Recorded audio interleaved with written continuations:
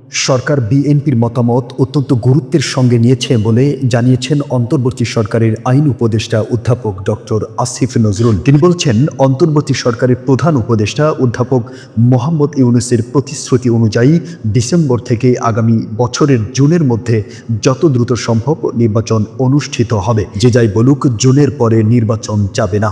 বুধবার দুপুরে রাষ্ট্রীয় অতিথি ভবন যমুনার সামনে এক ব্রিফিংয়ে তিনি এসব কথা বলেন। প্রধান উপদেষ্টার সঙ্গে বিএনপির প্রতিনিধি দলের বৈঠক শেষে এই ব্রিফিংয়ের আয়োজন করা হয়। তিনি বলেন, সংস্কারের ব্যাপারে বিএনপি অত্যন্ত আন্তরিক। বিএনপি নেতাদের সঙ্গে খোলামেলা পরিবেশে কথা হয়েছে। বিএনপি ডিসেম্বরের মধ্যে নির্বাচন চেয়েছে বলেও জানান আইন উপদেষ্টা ডক্টর আসিফ নজরুল। আসিফ নজরুল সংবাদ সম্মেলনে আরো বলেন, নির্বাচন অনুষ্ঠান নিয়ে সরকারের কাল বিলম্বের বিন্দুমাত্র ইচ্ছা নেই। আমরা বলেছি এই সময়ের মধ্যে যত দ্রুত সম্ভব নির্বাচন অনুষ্ঠানের চেষ্টা করা হবে। বৈঠক নিয়ে বিএনপির অসন্তোষ প্রসঙ্গে আসিফ নজরুল বলেন, বৈঠকে ওনাদের হ্যাপি মনে হয়েছে। ওনারা অনেক বিষয়ে আমাদের সঙ্গে একমত হয়েছেন এবং তাদের সন্তুষ্ট মনে হয়েছে।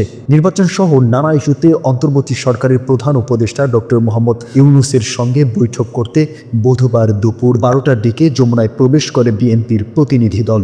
মিটিং শেষে দুপুর 2টার দিকে বিএনপির প্রতিনিধি দল যমুনা থেকে বের হয়ে আসে। এই চ্যানেলটি সাবস্ক্রাইব করে বেল বাটনে ক্লিক করুন। সংবাদ সংগ্রহে উৎসাহ দিন, পাশেই থাকুন।